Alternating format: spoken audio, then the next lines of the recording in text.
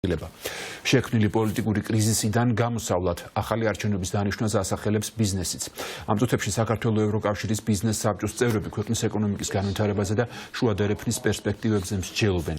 კერძო სექტორის წარმომადგენლების თქმით, შექმნილი გაურკვევლობა და პოლიტიკური კრიზისი ქვეყნის მიმართ ინვესტორების ინტერესს უკიდურესად ამცირებს და საქართველოს მთელ რიგ ეკონომიკურ პრობლემებს უქმნის. ნინო სამყურაშვილი გვეტყვის, რა საფრთხეებზე საუბრობენ ბიზნესის წარმომადგენლები და რატომ ლაპარაკობენ ისინი ახალი არჩევნების აუცილებლობაზე. შეერთებული შტატები იქნება თუ ევროკავშირის მხრიდან ხდება დასანქცირება ოლიგარქიული რეჟიმის მაღალ შინოსნების, ეს ნიშნავს იმას, რომ არც ერთი ინვესტორი საქართველოში არ დაინტერესდება და ეს საქართველოსთვის არის ძალიან მძიმე შედეგის მომტანი. თუ ბიძინა ივანიშვილი მათი თქმით ახლა საუბრობს იმაზე, რომ შეუძლია რომ მან ამ სანქციებს გაუძლოს, ეს ყველაფერი გამოსავალი არ არის, რადგანაც ქვეყანა ამ სანქციებს ვერცერთ შემთხვევაში ვერ გაუძლებს და ეს სანქციები ძალიან მძიმე დაისახება საქართველოზე თითოეულ მოქალაქეზე და ქვეყნის საინვესტიციო გარემოზე.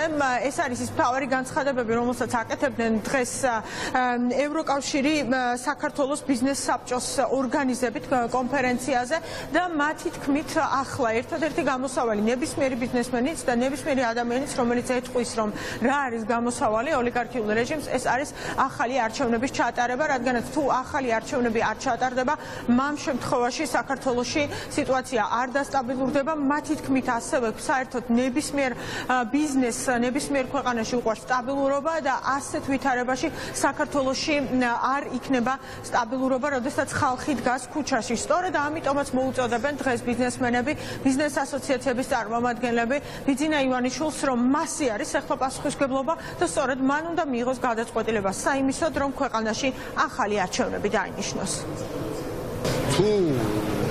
ხელისუფლება გადაწყვეტილებას არ მიიღებს და აი ამ სტატუს-კვოში დავრჩებით, რომ ხალხი მოითხოვს ახალ არჩევნებს და ხელისუფლება იქნება წინააღმდეგი, მერწმუნეთ ეს არავის არც ერთ მხარეს სიკეთეს არ მოუტანს. პრაქტიკულად ყველა დასანქცირებული ვართ, იმიტომ რომ ნახეთ, სახე, იმიჯი ქვეყნის არის პრაქტიკულად ნუნთან გათანაბრებული, როდესაც შენი ხელისუფლების წარმომადგენლები არიან სანქციების ქვეშ. არა აქვს მნიშვნელობა ეს როგორი სანქცია იქნება. იქნება მაგნიტსკის აქტის მიხედვით სანქცირებული თუ უფრო მსუბუქი სანქციით. ნებისმიერი სანქცია, მსუბუქი სანქციაც კი არის კატასტროფულად დამაზარალებელი ბიზნეს გარემოსთვის. შეუძლებელია რომ ბიზნესს ჰქონდეს რაღაც ისეთი რეალისტური მოლოდინები ან რაღაც დადებითი პოზიტიური მოლოდინები იმ შემთხვევაში, როდესაც ქვეყანაში არის აი ესეთი პრაქტიკულად კანონი აღარ კანონობს და პრაქტიკულად ინსტიტუტები არის მოშლილი. მართვის სადავეები იკარგება, როდესაც არის პოლიტიკური, არის რაღაც საზოგადოებრივი, არის ესეთი არასტაბილურობა და განხეთქილება ქვეყანაში და აქედან გამომდინარე პრაქტიკულად ვერც ერთი ეკონომისტი და ვერც ერთი რაღაც პოლიტიკური მეცნიერების რაღაც დიდი სპეციალისტი ვერ მისცემს სხვა რეკომენდაციას ქვეყანას ვითარებაში, გარდა იმისა, რომ ჩატარდეს ახალი არჩევნები. აბსურდია იმის მტკიცება, რომ დღეს ქვეყანა რომელიმე ინვესტორისთვის იქნებოდა საინტერესო, ხო?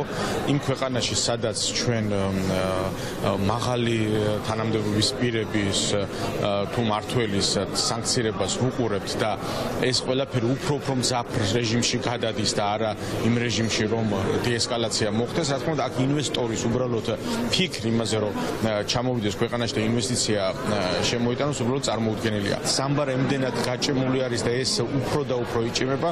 ძალიან მარტივი არის ამ შემთხვევაში გადაწყვეტილების განმუხტვა ყველაფერს, როდესაც დაინიშნება ახალი არჩევნები და შესაბამისად ყველაფერი ისე დაალაგდება, როგორც უნდა იყოს. ინერციით ჩვენ ჯერჯერობით მივდივართ სტაბილურად და როგორც ვახსენე, ზრდა გვაქვს.